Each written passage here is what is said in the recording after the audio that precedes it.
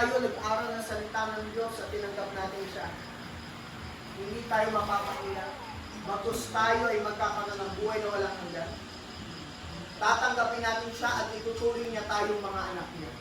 At ang kanyang mga anak ay gagawan niya ng bahay, tahanan sa kalangitan. Para pag-uwi natin, ang sasabihin sa atin, well done, good and faithful servant. Ang hiling ko po mga kapatid, hindi natin marinig sa Diyos na hindi niya tayo kilala. Ang hiling ko at panalangin ko mga kapatid, uuwi tayo sa langit ang sasabihin niya, halika anak, pumasok ka at makisaya ka sa amin. Nawa, ang turing natin sa Diyos ay amang nasa langit. At ang turing natin sa Panginoong Jesus ay siya ang Diyos na nagsakripisyo ng kanyang buhay para sa atin. Dumanak po ang kanyang dugo, nagkapira-piraso ang kanyang katawan, pero kahit kailan, hindi niya tayo sinupa. Dahil na, Ama, patawarin mo sila dahil hindi nila alam ang kanilang ginagawa. Na kahit napakadami natin kasalanan mga kapatid, hindi natin maririnig sa Panginoon. Huwag ka na nga, umalis ka na. Hindi natin maririnig sa Lord. Ganap ang pagpapatawad ng Diyos. At handa siyang magpatawad sa mga taong gustong humingi ng tawad sa Kanya. Kung tayo ay tapat na humingi ng tawad, tapat din tayong patatawarin ng Diyos. Ang gusto lamang niya ay magpakumbaba tayo sa harapan niya at sabihin, Ama, makasalanan ako, pero salamat dahil nandiyan ang Panginoon Jesus. At gusto kitang tanggapin ang Panginoon tagapagligtas. At hayaan ko na ikaw ay maglinis sa akin. Iyo ang buhay. Kaya mga kapatid, sabi mo sa katabi mo, huwag kang susuko. Huwag kang tutuko, kapatid. Amen? Palapakan natin si Lord. Pwede na tayo manalangin. Tayo po tayo lahat.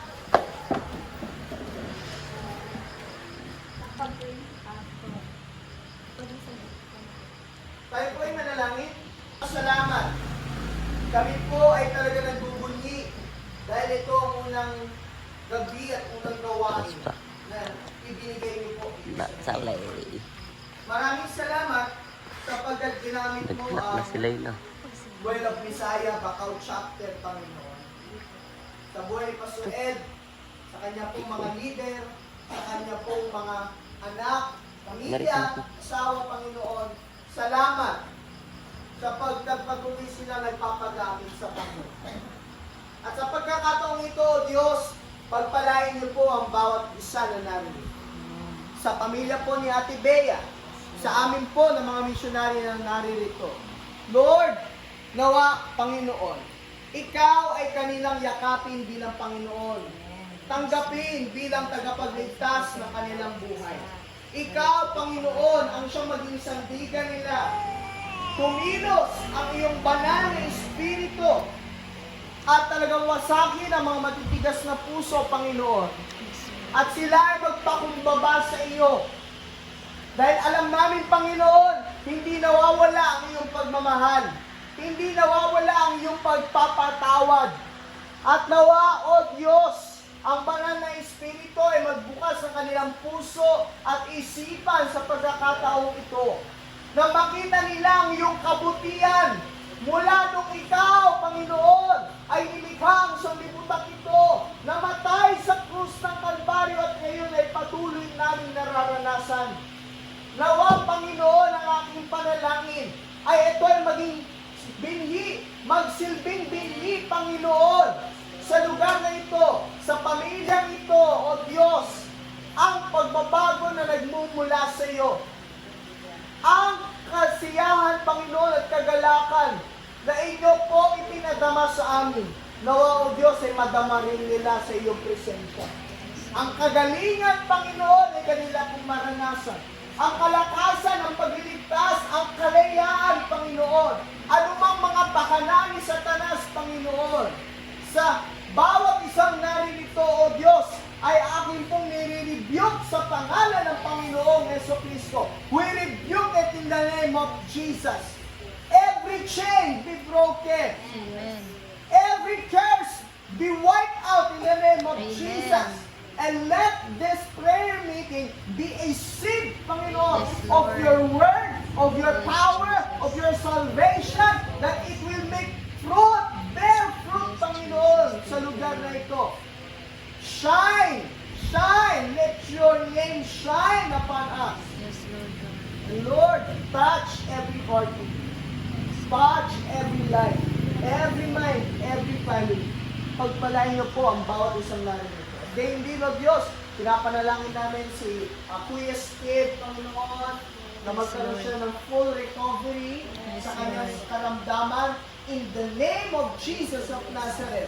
Gayun din, Panginoon, gabayan niyo rin po si Pastor Ed sa kanyang mga pagbiyahe sa pangalan ng Panginoong Jesucristo. At gayon din po ang aming Pastor Job, Panginoon.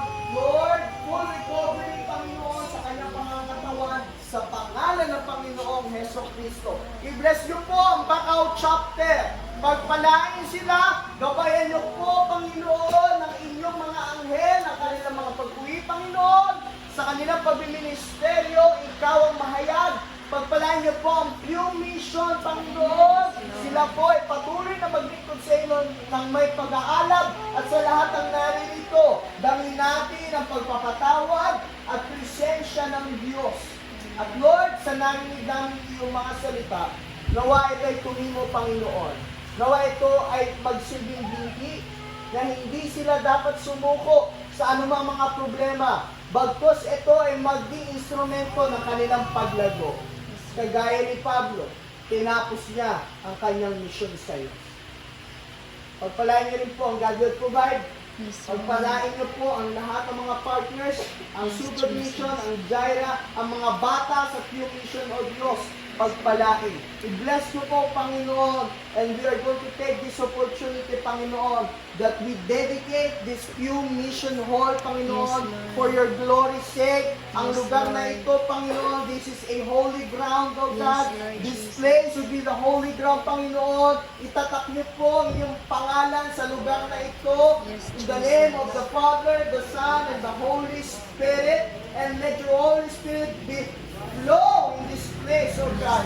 At maraming makakakilala ang bata, maraming makakakilala yung mga magulang, mga pamilya, Panginoon. At sa Yes, pamamagitan ng mga tao narin ito, sa pangunguna ni Lord. Ate Bea, ni Kuya Steve, Thank you, Panginoon, Jesus. sila'y gagamitin ng Diyos for revival, sila'y Amen. gagamitin, Panginoon, for transformation Yes, Lord. Thank by you, your Jesus. word. Maraming salamat.